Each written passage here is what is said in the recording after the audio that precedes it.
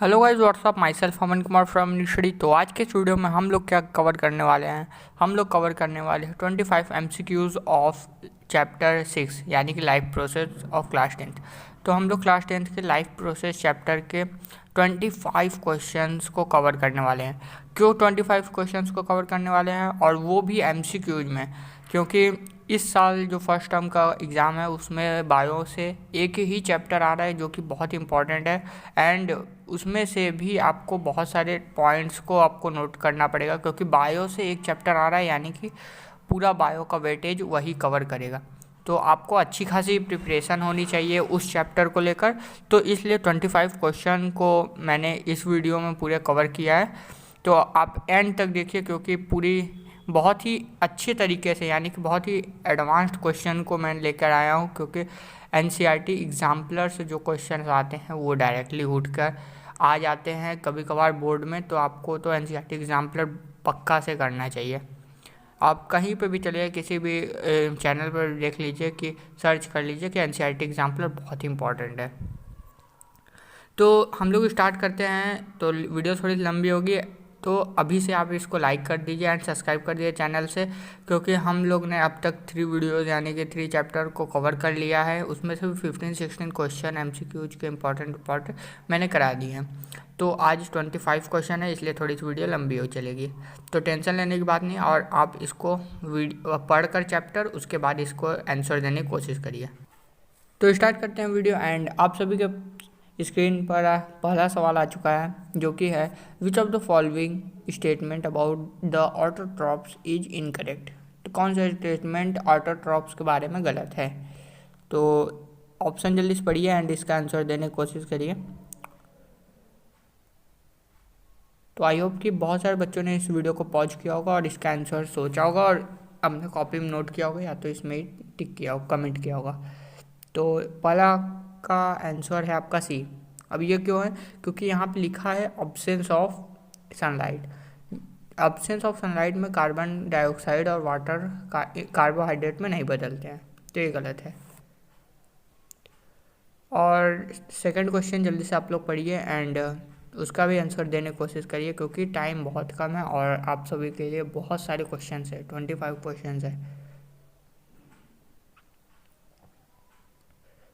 तो इसका आंसर सबसे पहले ये कह क्या रहा है उसको पहले आप समझिए, फिर काम होके एकदम उसका आंसर दीजिए। जैसे in which of the following groups of organisms of food material is broken down outside the body and absorb. तो वो शरीर के बाहर, अपने शरीर के बाहर कौन सा ऑर्गेनिजम्स है जो कि अपना फूड डाइजेस्ट करते हैं, ब्रोक करते हैं। तो कौन सा हैं? वो सब हैं ये यीस्ट, मशरूम, ब्रेड मोल्ड, ये सारे ऑर्गेनिजम्स अपने बॉडी के बाहर इसको एब्जॉर्ब करते हैं, ब्रोक करते हैं। तो थर्ड क्वेश्चन है सेलेक्ट द करेक्ट स्टेटमेंट। तो इसमें से करेक्ट स्टेटमेंट कौन सा है? जनरली ये हेटरोट्रॉप्स ऑटोट्रॉप्स के बारे में है, हेटरोट्रॉप्स के बारे में ये सिर्फ। तो कौन सा स्टेटमेंट सही है? यानी कि 3 गलत है इसमें से।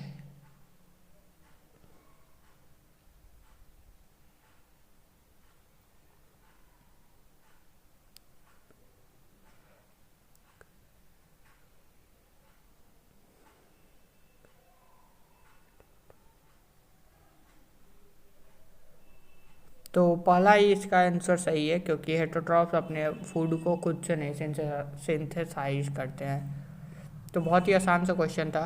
तो नेक्स्ट क्वेश्चन पे बढ़ते हैं जल्दी से, एंड आप सभी लोग इसको रीड करिए एंड इसका आंसर दीजिए। तो फोर्थ क्वेश्चन है करेक्ट सीक्वेंस क्या होगा पार्ट ऑफ एलिमेंट्री कैनल का करेक्ट सीक्वेंस। तो इसमें आपको कन्फ्यूजन्स भी हो सकती है, तो अच्छे से आप इसको आंसर दीजिए।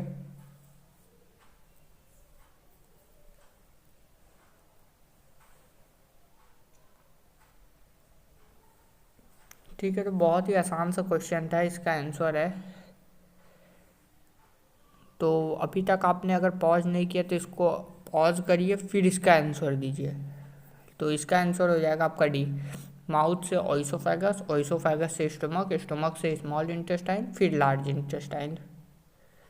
तो ऐसे ऐसे क्वेश्चंस आने की बहुत ज़्यादा प्रोबेबिलिटी रहती है सीबीएसई में।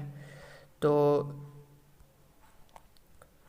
हम लोग नेक्स्ट क्वेश्चन पे बढ़ जाते हैं। नेक्स्ट क्वेश्चन है, if salivary amylase is lacking in the saliva which of the following events in the mouth cavity will be affected. तो ये सब ट्रिक होता है कि कोई भी क्वेश्चन सिंपल एमसीक्यूज को कितने ट्रिकी में हम लोग पूछ सकते हैं। तो इसीलिए मैंने एनसीईआरटी एग्जाम्पलर से क्वेश्चन दिए हैं, क्योंकि इस पर बहुत ही ट्रिकी टाइप से आपको क्वेश्चन पूछा जाता है।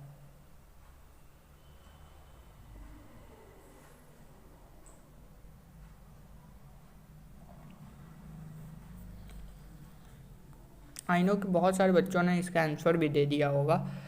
तो ये है आपका 5th क्वेश्चन, और इसी में आप देख सकते हैं कि कितने ट्रिकी ट्रिकी क्वेश्चन आ रहे हैं। तो इसका आंसर है बी, क्योंकि सलाइवरी एमिलेज आपको जहाँ पे भी दिखा वहाँ पे आप स्टार्च, शुगर, कार्बोहाइड्रेट, ग्लूकोज, ये चारों चीज़ को ध्यान में रखिए। फिर ऑप्शन आप देखिए, ये सब आपके माइंड में क्लिक करना चाहिए तुरंत ही। तो अब हम लोग के पास है next question, the inner lining of stomach is protected by one of the following from hydrochloric acid, choose the correct one. तो इसमें pepsin, mucus, salivary amylase, bile juice. तो ये चारों चीज़ों में से एक चीज़ है। तो ये बहुत ही इजी क्वेश्चन है।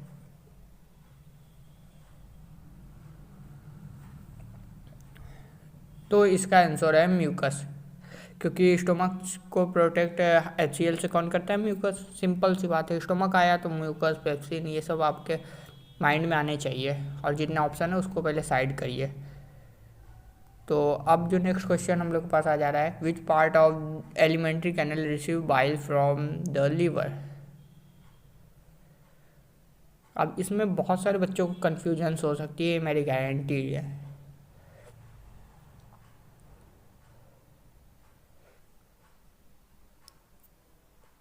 तो इसमें से बहुत सारे लोगों ने ये आंसर दिया होगा स्टोमक, जबकि ये आंसर गलत है। और आंसर क्या है हमारा? स्मॉल इंटेस्टाइन आंसर करेक्ट है।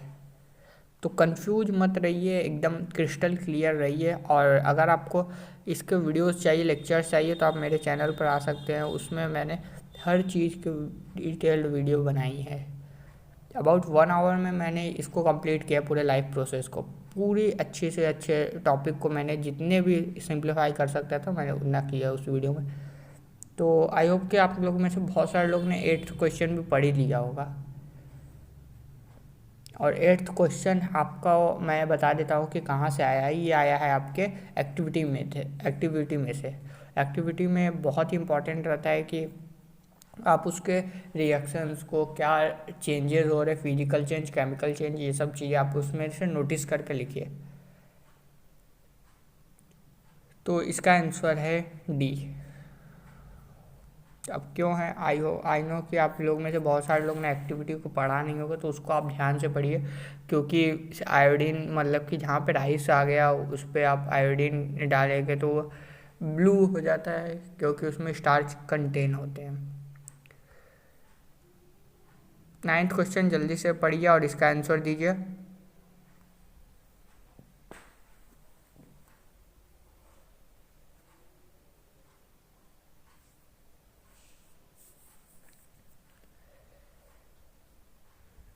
तो आई होप कि आप लोग में से सभी लोग लगभग इस क्वेश्चन को पढ़े होंगे और इसका आंसर दिए होंगे, क्योंकि ये क्वेश्चन थोड़े से सिंपल टाइप में आपको पूछा गया है। इसको भी आप ट्रिकी बना सकते हैं।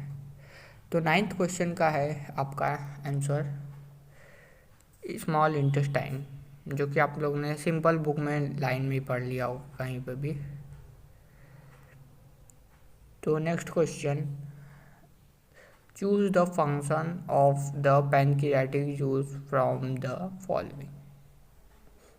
तो पैनक्रियाटिक जूस में पहले होते क्या हैं वो आप जानिए, फिर उसके बाद उनके फंक्शंस को जानिए, क्या क्या करते हैं। तो इसका आंसर है D, trypsin digest protein and lipase emulsified fat. Emulsified को कौन इमल्सिफाइड करता है? बाइल साल्ट करता है, ये ध्यान रखिएगा। और उस इमल्सिफाइड फैट को जो होता है हमारा लिपेज वो डाइजेस्ट करता है। अब 11th क्वेश्चन है, when air is blown from my mouth into a test tube containing lime water, the lime water turn milky due to the presence of. इतना सिंपल क्वेश्चन है तो बहुत सारे लोग ने आंसर दिया होगा। इसका आंसर है B, carbon dioxide. Carbon dioxide की वजह से लाइम वाटर मिल्की कलर का हो जाता है। नेक्स्ट क्वेश्चन है 12 में आप लोग देखिए कि the correct sequence of anaerobic reaction in yeast.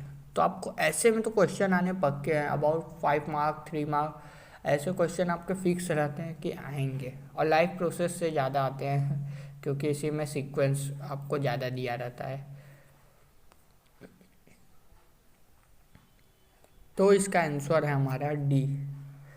Glucose cytoplasm में पायरुवेट बनता है, यानी कि 6 कार्बन मॉलिक्यूल 3 कार्बन मॉलिक्यूल में ब्रेक होता है, और वो साइटोप्लाज्म में इथेनॉल और कार्बन डाइऑक्साइड रिलीज करता है।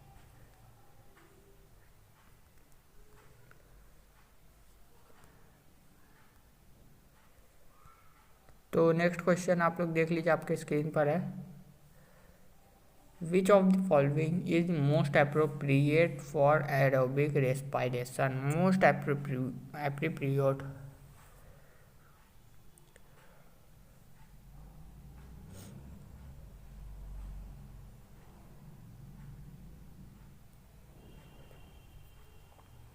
तो इसका आंसर भी है डी। ग्लूकोज से साइटोप्लाज्म में पायरुवेट बनता है और थोड़ा सा एनर्जी, और फिर माइटोकॉन्ड्रिया में एनर्जी H2O CO2 रिलीज होता है।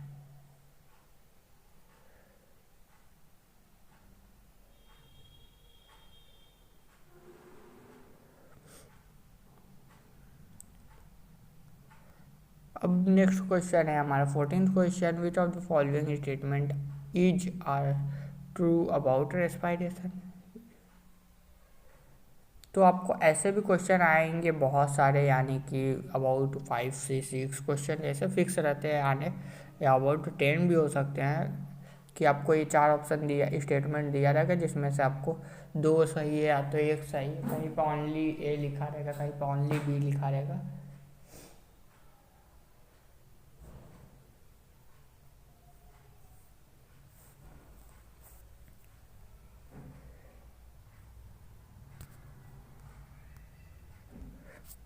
तो बहुत सारे बच्चों ने इसका आंसर दिया होगा। इसका आंसर है डी, यानी कि दूसरा और चौथा स्टेटमेंट सही है। ये स्टेटमेंट और ये स्टेटमेंट सही है।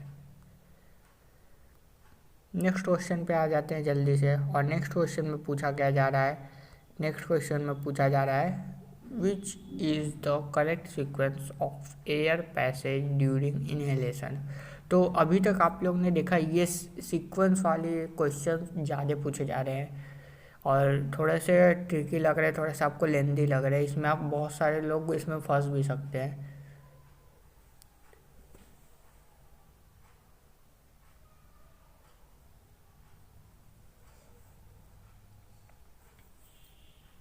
तो इसका आंसर है आपका डी।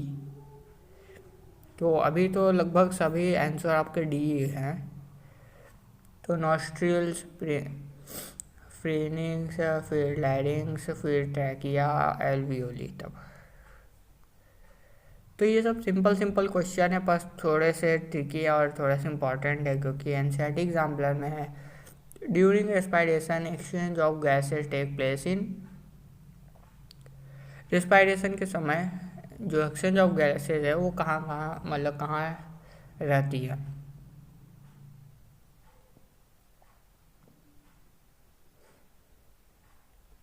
तो इसका आंसर है आपका बी, एल्वियोली ऑफ लंग्स।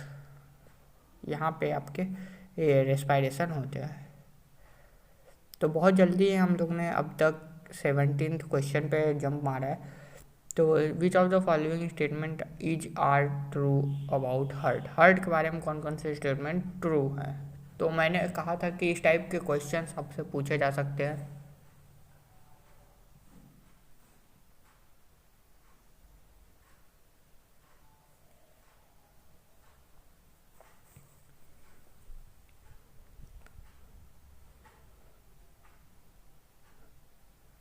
तो इसका आंसर हो जाएगा आपका सी, यानी कि सेकंड स्टेटमेंट और फोर्थ स्टेटमेंट राइट है।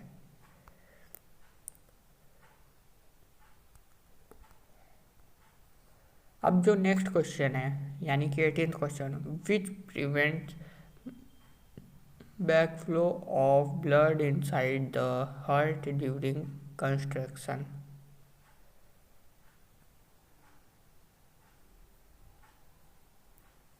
ये क्वेश्चन लगभग हर साल पूछे जाते हैं इससे थोड़ा सा रिलेट कर कर, फिर भी ये क्वेश्चन बहुत ही ट्रिकी टाइप से पूछा गया है। तो आई होप कि बहुत सारे बच्चों ने इसमें थोड़ी बहुत मिसअंडरस्टैंडिंग किए होंगे एंड कुछ बच्चों ने इसका आंसर भी सही दिया होगा। तो इसका आंसर है वल्व्स ऑफ इन हार्ट, जो कि प्रिवेंट करता है बैक फ्लो पीछे जाने से। ठीक, अब हम लोग आ जाते हैं 19th क्वेश्चन पे, जो कि हमारा है सिंगल सर्कुलेशन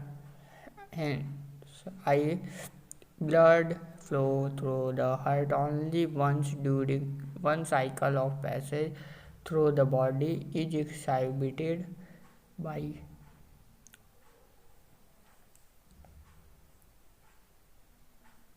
तो इसमें पूछा गया सिंगल सर्कुलेशन के बारे में।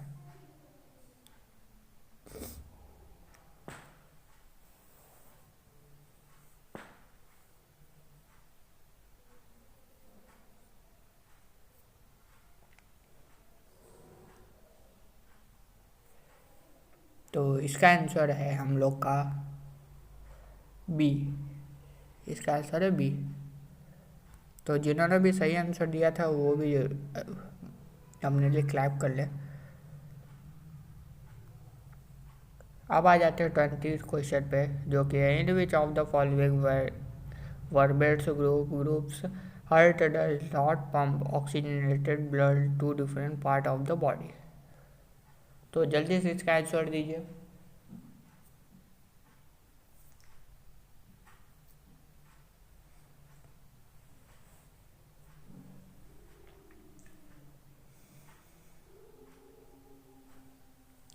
तो इसका आंसर है, हाँ तो इसका आंसर है हम लोग का डी, पाइसेस ओनली। अब जो नेक्स्ट क्वेश्चन है, इस टाइप के भी क्वेश्चन बहुत ही वो जेन्युइन पूछना, क्योंकि ये टाइप आपको करेक्ट और रॉन्ग के बारे में पूछता है, कभी कभार इनकरेक्ट पूछता है, कभी कभार करेक्ट पूछ लेता है। तो आपको वो पढ़ कर तब आंसर पे आपको मतलब ऑप्शन पे आपको जंप मारना है।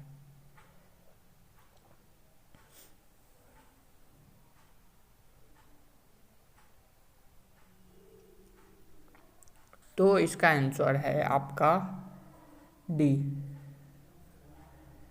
आप लोग में से बहुत लोग ने इसे पॉज किया होगा और उसका आंसर दिया होगा। अब बहुत ज़्यादा बड़े बड़े क्वेश्चंस नहीं है, तो आपको ज़्यादा टाइम नहीं लगना चाहिए, तो जल्दी जल्दी हम इसको स्किप करेंगे, मतलब कि सॉल्व करेंगे। तो नेक्स्ट क्वेश्चन है 22, the filtration unit of kidneys card. Simple सा क्वेश्चन है, नेफ्रॉन। ज़्यादा टाइम नहीं देंगे, जिसमें आपको लगे हमको मुझको लगेगा कि आपको ज़्यादा टाइम की ज़रूरत है बस उसी में। 13 question, oxygen liberated during photosynthesis come from.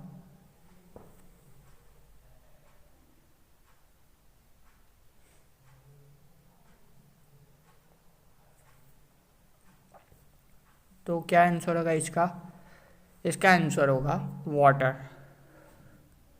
ठीक, अब जल्दी वीडियो ख़त्म होने वाली है, क्योंकि इसमें 2 क्वेश्चन और लेफ्ट हैं अभी। The blood leaving the tissues become richer in.